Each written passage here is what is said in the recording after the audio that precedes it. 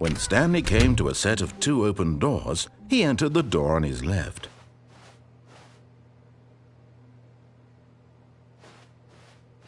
This was not the correct way to the meeting room, and Stanley knew it perfectly well. Perhaps he wanted to stop by the employee lounge first, just to admire it.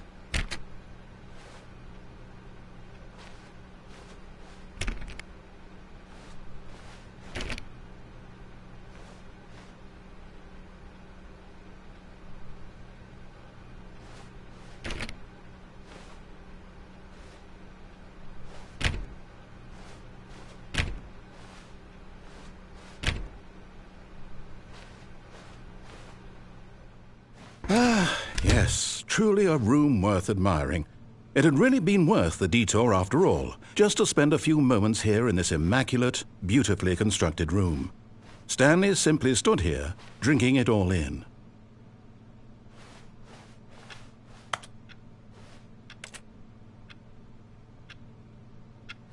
Yes, really, really worth it being here in the room. A room so utterly captivating that even though all your co-workers have mysteriously vanished, here you sit looking at these chairs and some paintings. Really worth it. But eager to get back to business, Stanley took the first open door on his left.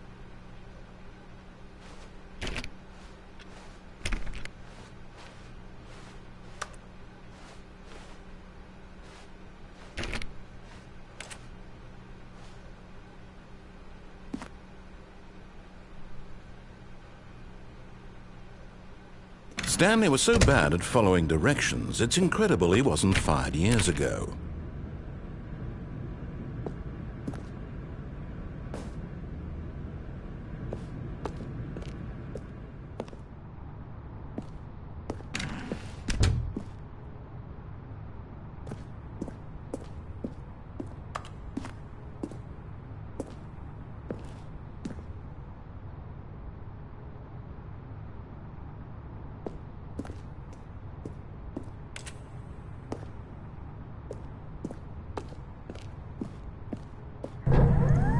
Look, Stanley, I think perhaps we've gotten off on the wrong foot here.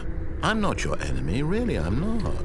I realize that investing your trust in someone else can be difficult, but the fact is that the story has been about nothing but you all this time. There's someone you've been neglecting, Stanley. Someone you've forgotten about. Please, stop trying to make every decision by yourself. Now, I'm not asking for me, I'm asking for her. This is it, Stanley.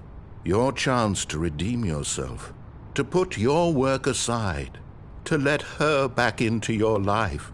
She's been waiting.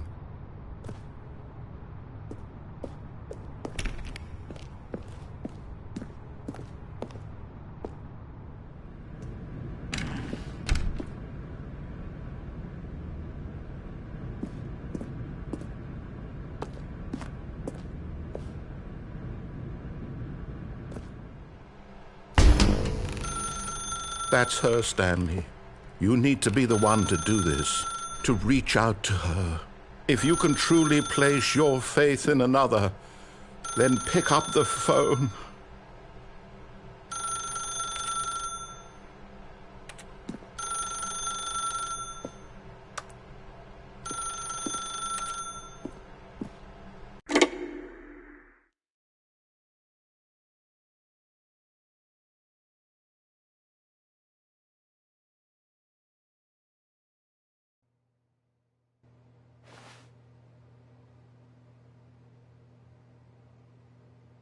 Stanley, is that you? Hold on, sweetie. Sorry to keep you waiting. I'm just pulling the bread out of the oven. All right. Okay, there we go. All right, now, I want you to come in and tell me all about your day. Gotcha.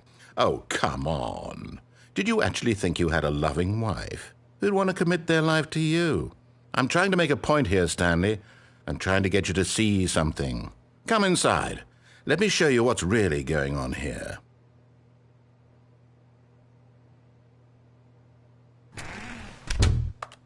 This is a very sad story about the death of a man named Stanley. Stanley is quite a boring fellow. He has a job that demands nothing of him, and every button that he pushes is a reminder of the inconsequential nature of his existence. Look at him there, pushing buttons, doing exactly what he's told to do. Now he's pushing a button. Now he's eating lunch. Now he's going home. Now he's coming back to work. One might even feel sorry for him, except that he's chosen this life. But in his mind, he can go on fantastic adventures. From behind his desk, Stanley dreamed of wild expeditions into the unknown, fantastic discoveries of new lands. It was wonderful, and each day that he returned to work was a reminder that none of it would ever happen to him.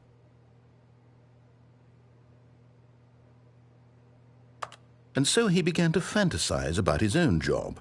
First, he imagined that one day while at work, he stepped up from his desk to realize that all of his co-workers, his boss, everyone in the building had suddenly vanished off the face of the earth. The thought excited him terribly.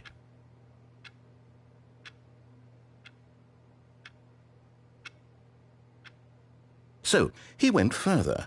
He imagined that he came to 2 open doors and that he could go through either. At last, choice. It barely even mattered what lay behind each door. The mere thought that his decisions would mean something was almost too wonderful to behold.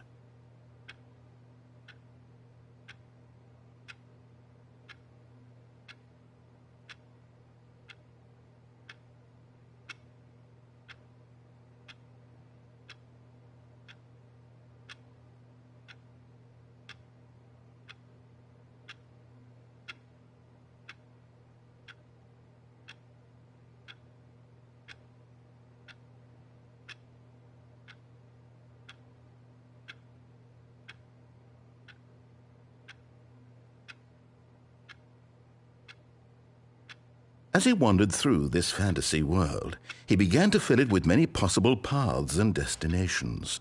Down one path lay an enormous round room with monitors and mind controls. And down another was a yellow line that weaved in many directions. And down another was a game with a baby. And he called it the Stanley Parable. It was such a wonderful fantasy, and so in his head he relived it again, and then again, and again, over and over, wishing beyond hope that it would never end, that he might always feel this free. Surely there's an answer down some new path, mustn't there be? Perhaps if he played just one more time. But there is no answer. How could there possibly be? In reality, all he's doing is pushing the same buttons he always has. Nothing has changed. The longer he spends here, the more invested he gets, the more he forgets which life is the real one.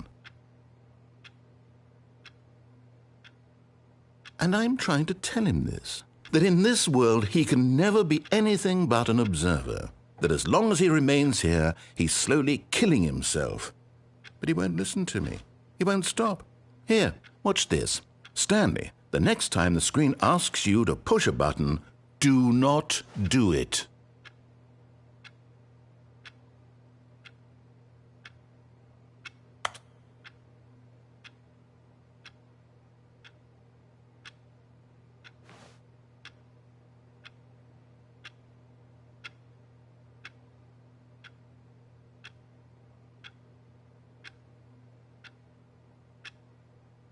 You see?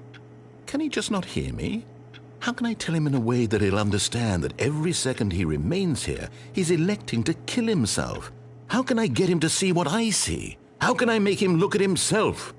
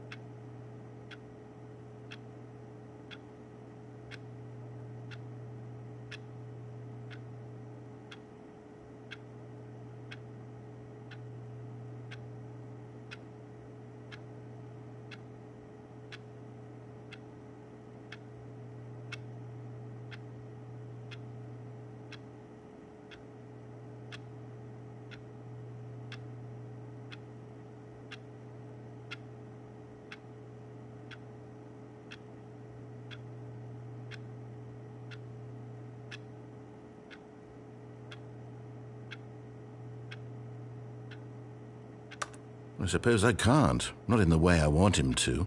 But I don't make the rules. I simply play to my intended purpose, the same as Stanley.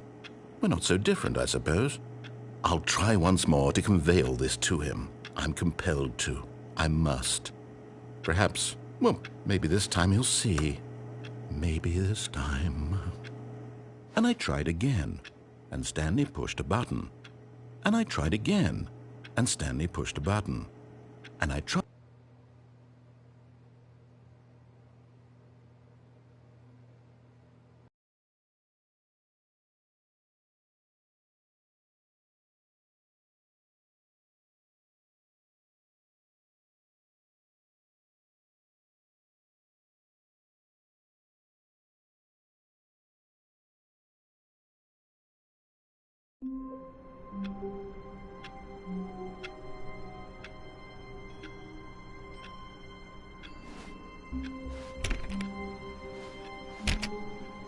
All of his co-workers were gone. What could it mean? Stanley decided to go to the meeting room. Perhaps he had simply missed a memo. No matter how hard Stanley looked, he couldn't find a trace of his co-workers.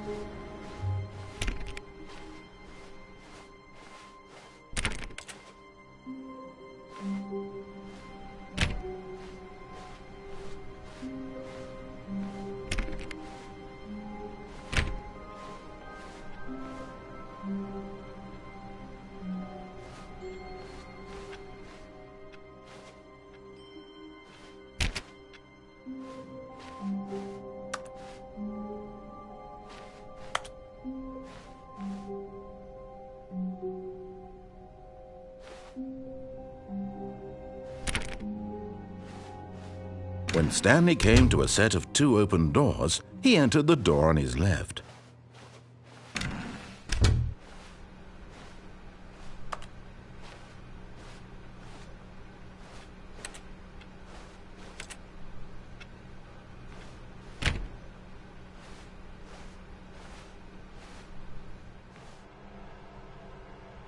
Yet there was not a single person here either. Feeling a wave of disbelief, Stanley decided to go up to his boss's office, hoping he might find an answer there.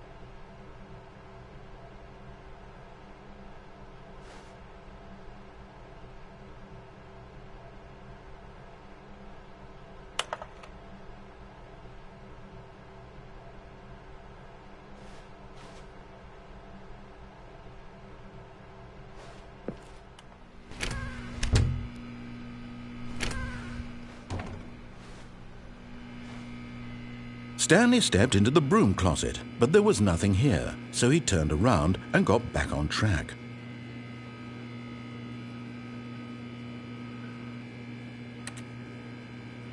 There was nothing here. No choice to make, no path to follow, just an empty broom closet. No reason to still be here. Coming to a staircase, Stanley walked upstairs to his boss's office.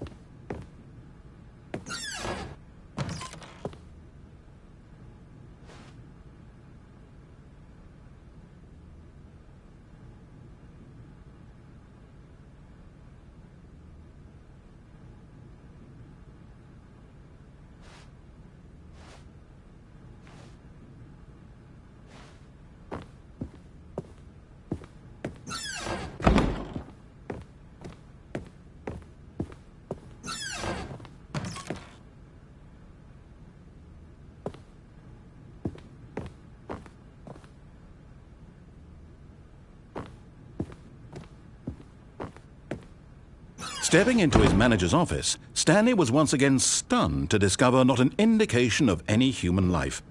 Shocked, unraveled, Stanley wondered in disbelief who orchestrated this. What dark secret was being held from him? What he could not have known was that the keypad behind the boss's desk guarded the terrible truth that his boss had been keeping from him. And so the boss had assigned it an extra secret PIN number, 2845. But of course, Stanley couldn't possibly have known this.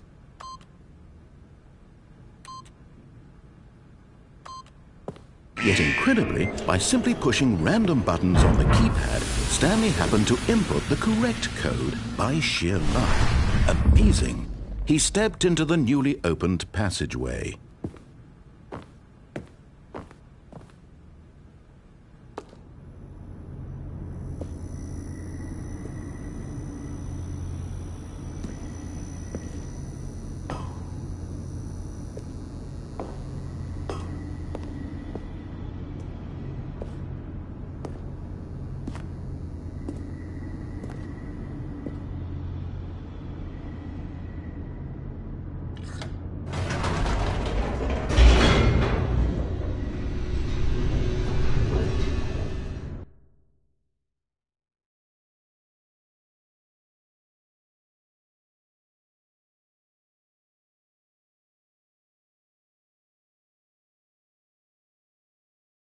Descending deeper into the building, Stanley realized he felt a bit peculiar.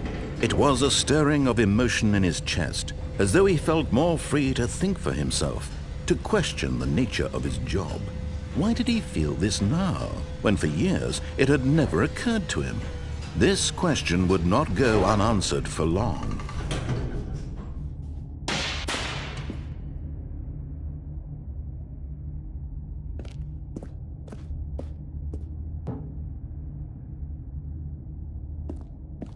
Stanley walked straight ahead through the large door that read Mind Control Facility.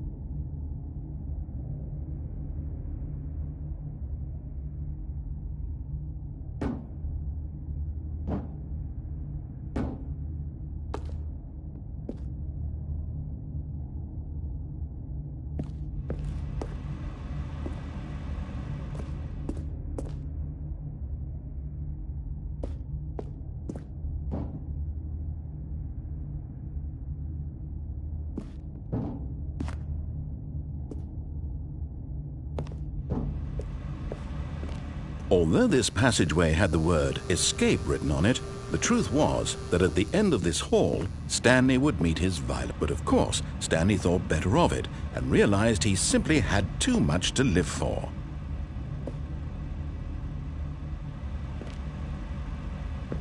Nope, still on board with death.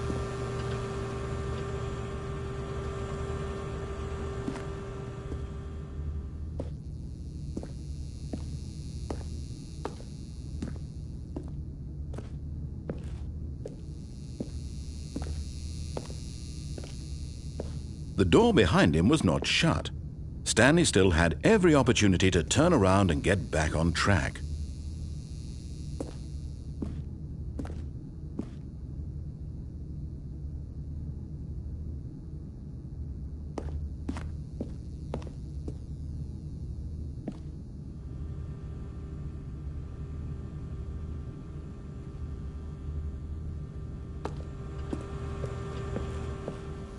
At this point, Stanley was making a conscious, concerted effort to walk forward and willingly confront his death.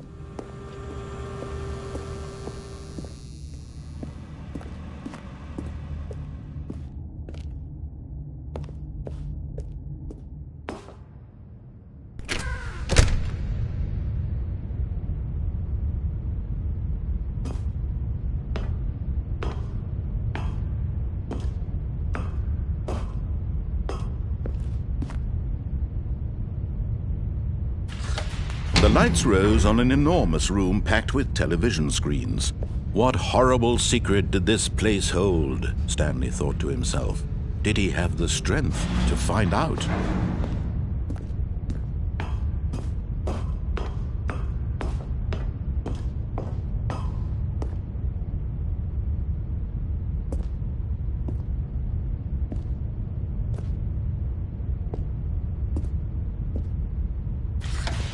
Now the monitors jumped to life, their true nature revealed. Each bore the number of an employee in the building, Stanley's co-workers.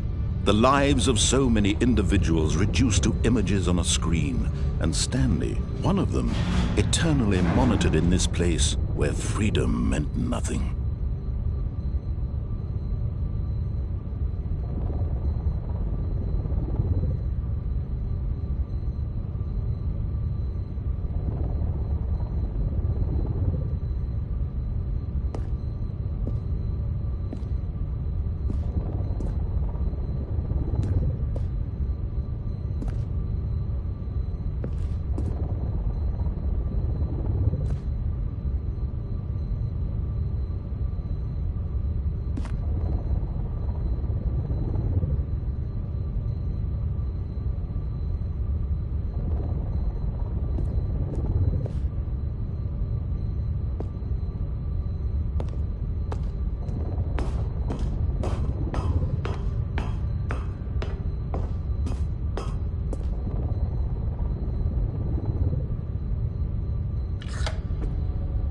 This mind control facility, it was too horrible to believe. It couldn't be true.